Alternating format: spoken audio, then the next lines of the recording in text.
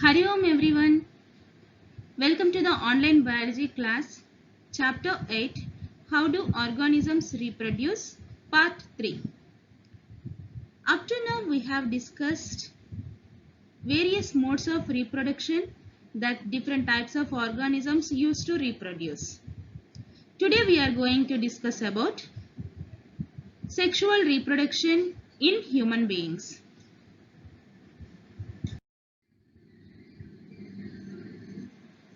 What is meant by sexual reproduction? Already we have discussed about this. If a new individual is formed by the fusion of male and female gametes, this type of reproduction is called sexual reproduction. What is meant by sexual reproduction? By the fusion of male and female gametes, if one individual is formed, if one new individual is formed, that type of reproduction is called sexual reproduction. You all know that humans have sexual mode of reproduction. It needs sexual maturity. What is meant by sexual maturity? It is the period of life when production of germ cells, that means ova from the female and sperms from the male, start in the body. This period is called sexual maturation. What is sexual maturation? It is the period of life when production of germ cells start in the body. Germ cells in the sense, female produce eggs, males produce sperms. These eggs and sperms are called germ cells or gametes. In the case of sexual reproduction, these two gametes play a very vital role. By the fusion of these two gamete cells only, new individual is formed.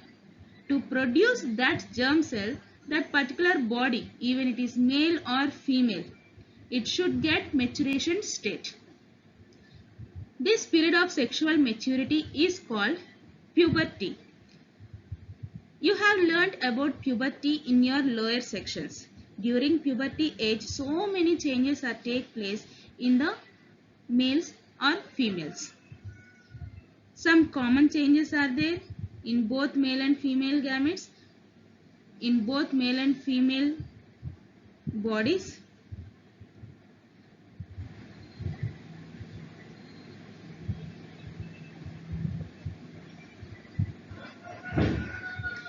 If you see some of the changes that are common to both boys and girls, they are thick hair growth in armpits and genital areas. Skin becomes oily and it may result in the pimples and acne. These are the common changes that take place in both the male and females. If you observe the changes of puberty in girls only, the breast size of the girls begins to increase. Along with that, girls begin to menstruate. Menstruation means releasing of ova from the body through the vagina. It is called menstruation. These are the changes that take place during puberty.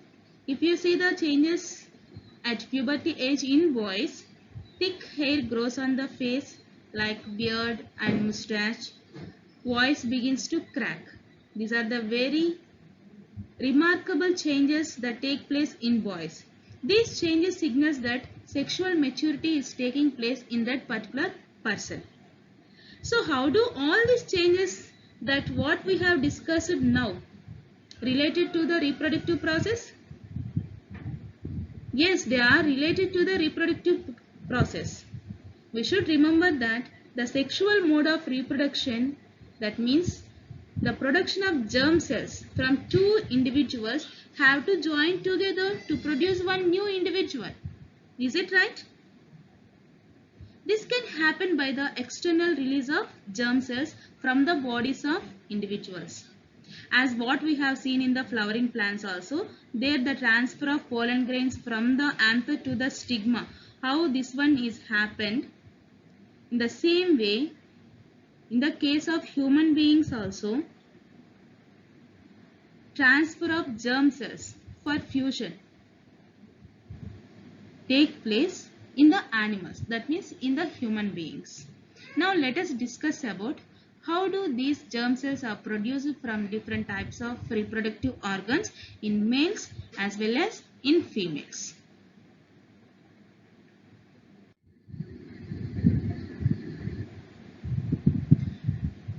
Let us discuss about the formation of germ cells in the human beings. In order to understand the formation of gametes, we have to know the systems involved in the process of sexual reproduction. What are those systems? The male contains male reproductive system and the female contains female reproductive system. First, we will see the male reproductive system and what are the organs involved in this reproductive system. The male reproductive system consists 5 important parts. They are a pair of testes, a pair of vas deferens, urethra, penis, and accessory glands. Accessory glands, group of glands are there like seminal vesicles, prostate glands, and here one more Cowper's glands are present at this area. All these glands are called accessory glands that are associated with the male reproductive system. What are the organs involved in the male reproductive system? A pair of testes, a pair of vas deferens, urethra, penis, and accessory glands. Let us know about the functions and structure of each and every part of this reproductive system. Let us start with testes.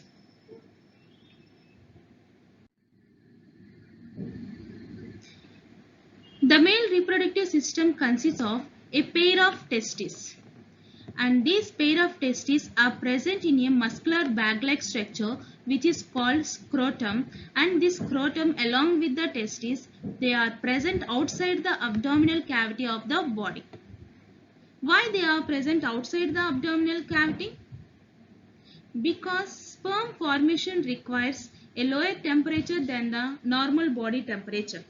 Scrotum has a relatively lower temperature needed for the production of sperms because they are present outside the abdominal cavity.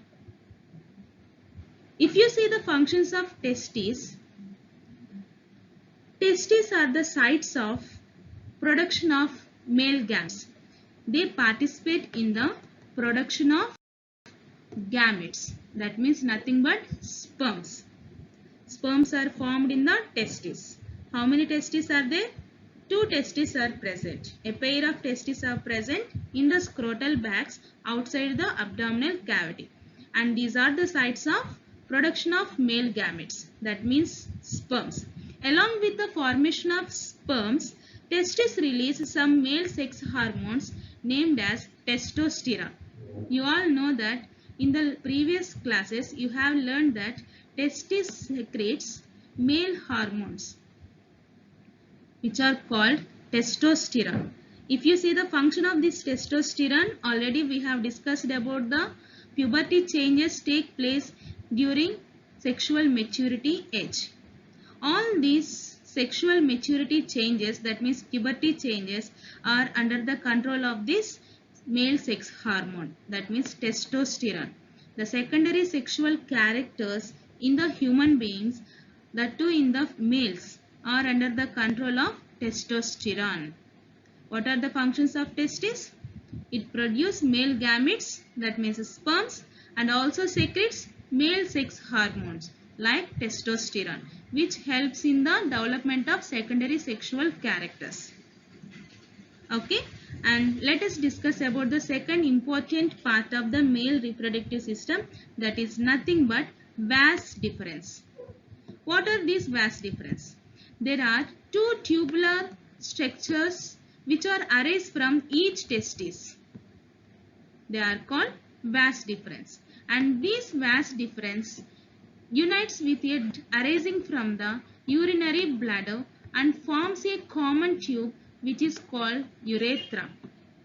Urethra is a common passage for both sperms and urine.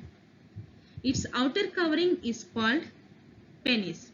The urethra is enclosed within a muscular organ which is called penis. It is like a fibromuscular long tube which travels through penis. In women, it is short of is just above the vagina. Along with all these important organs, male reproductive system consists of some accessory glands. Now let us discuss about the accessory glands associated with the male reproductive system. I already told you that there are three important accessory glands associated with the male reproductive system. If you see, along with the path of vas deferens, seminal vesicles, prostate glands and Cowper's gland. These are the three important accessory glands associated with the male reproductive system. If you see the function of these glands secrete some fluid-like substances. Seminal vesicles and prostate glands add their secretions to the sperms. This fluid provides nourishment to the sperms and make their transport easy. You all know that sperms are motile. They move from one place to another place. The secretions of these glands help them to transport very easily. The sperms along with the secretions of these glands is called semen. Sperms are produced in the testis and after production they pass through the vas deferens and enters into the urethra.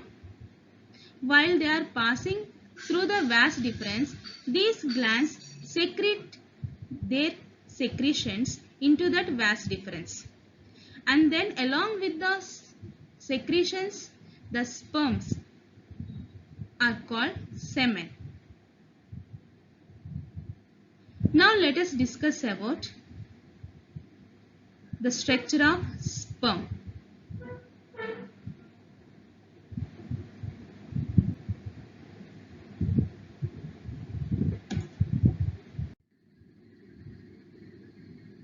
If you see the structure of a sperm, that means a male gamete, it consists of three important parts. They are head, middle piece and tail. Look at the picture here, you can understand the structure of a sperm. Sperms are tiny bodies that consists of genetic material. That genetic material is present in the head region.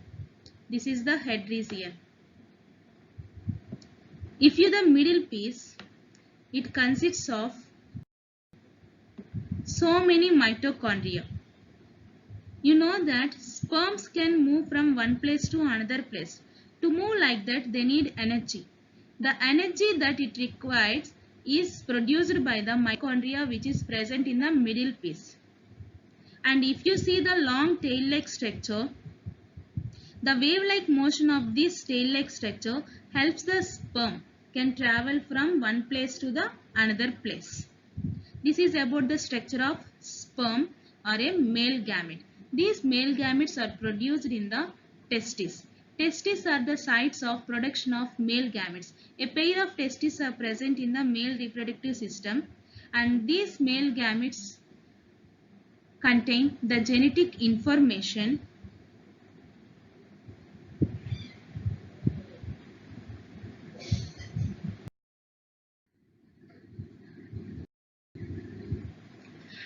Let us know about the female reproductive system in human beings. The female reproductive system in the human beings consists of three important parts. They are a pair of ovaries located in the abdominal cavity. A pair of ovaries are located on the both sides of the abdominal cavity. If you see the function of these ovaries, these are the sites of production of female gametes.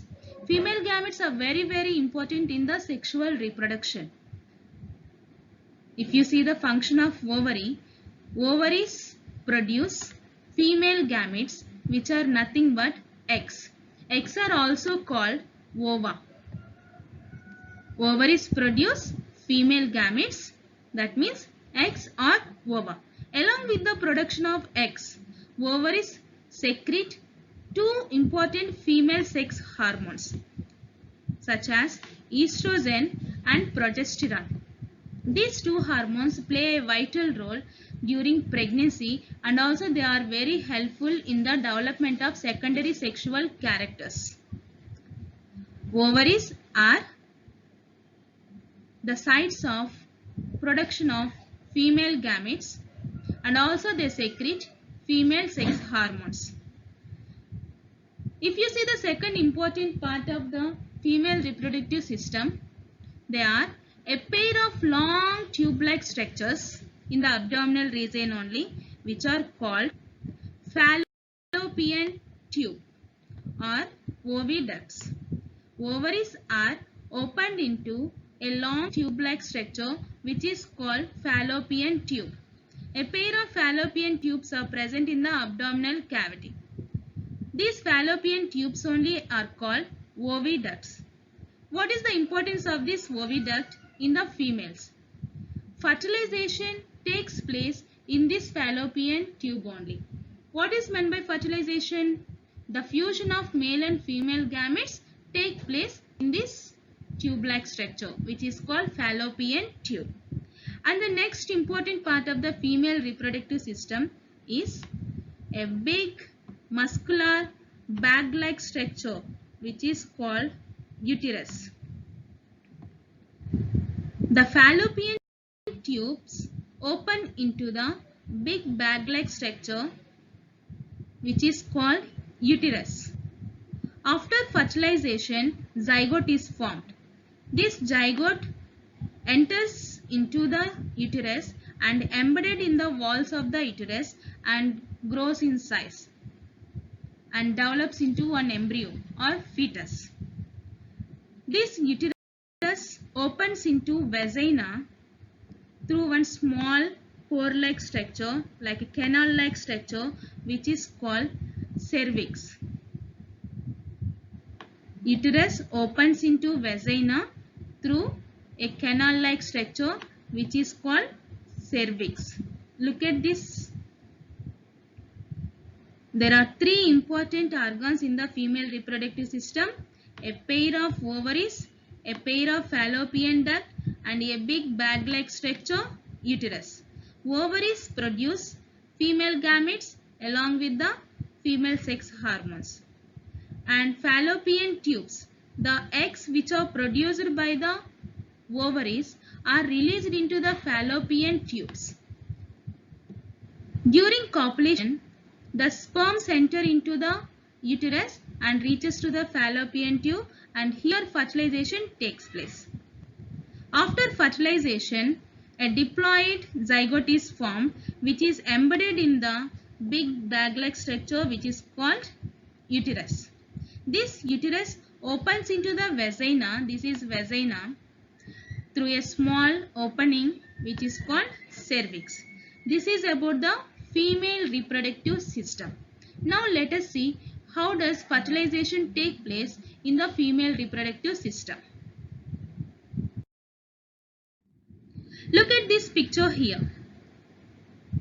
I already told you fertilization takes place in the fallopian tubes. How does fertilization take place?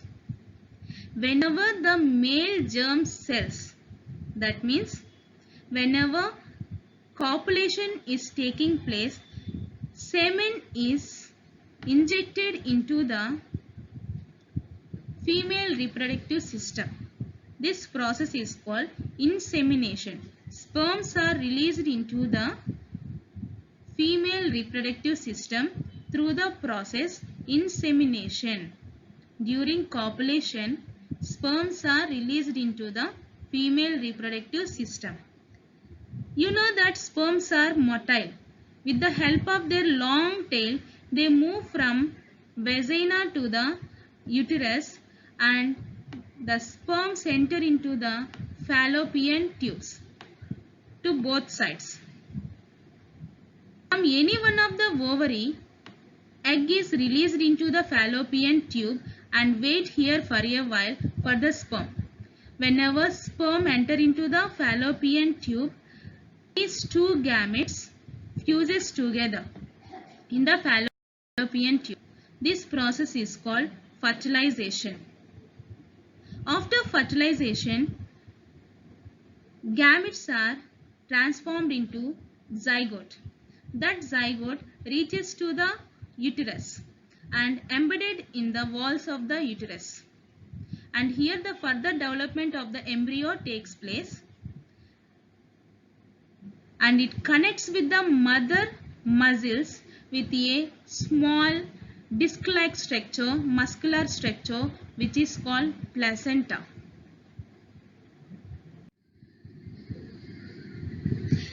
Placenta is a special disc-shaped tissue found on the inner wall of the uterus. What is the importance of this placenta? This is the connection between the mother and the baby. The embryo gets nutrients and oxygen from the mother's blood with the help of this placenta only. This placenta is connected to the baby with a small muscular tissue which is called umbilical cord. And it is also helpful in the transportation of waste materials and also carbon dioxide from the baby to the mother's blood. What is meant by placenta? Placenta is a special disc-like structure which is the connection between the mother and the baby. It is the tissue found in the inner wall of the uterus. After fertilization, the zygote reaches to the uterus and embedded in the inner wall of the uterus. That one is attached to the mother body through this placenta only. It is one tissue-like structure connection between the mother and the baby. And what is the importance of this placenta? The embryo gets nutrients and the oxygen from the mother's blood with the placenta only. And it is also important in the transportation of waste materials and also carbon dioxide from the baby to the mother's blood. This is about the placenta.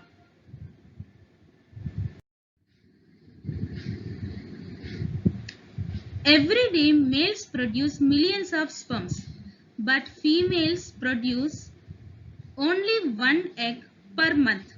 Ovaries produce single egg per month. If this egg is not fertilized, then what happened to that egg? That egg comes out of the body through vagina.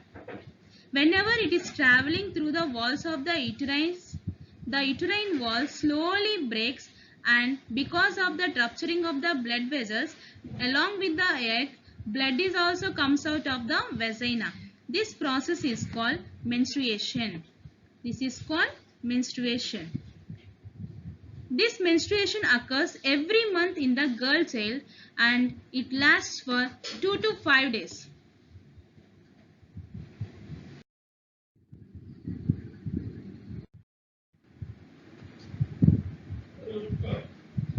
I hope you have understood the process of sexual reproduction in human beings. Hari Om. Thank you.